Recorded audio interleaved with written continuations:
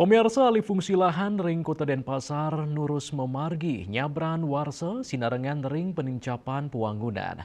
Dinas Pertanian Kota Denpasar nguningayang selami warsa kalih tali 3 likur, kantos kalih tali 4 likur, wenten penyusutan lahan pertanian kantos 1 hektar.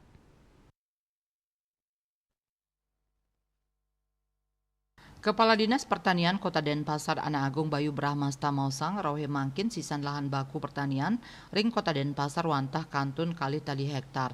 Dados nyani alih fungsi lahan ring Denpasar kantun ageng. Pai ketandani nglaksana yang makudang-kudang pangupaya ring sajroning nes alih fungsi lahan punike. Sile tunggil nyani Pemkot Denpasar netapang 1 hektar lahan pertanian abadi sani nenten kawah peruntukan nyani. Pemargi inucap sampun munggah ring Perda Kota Denpasar. Lianan punike pai ketandani taler maut sahanin capang pikolihan para petani ini.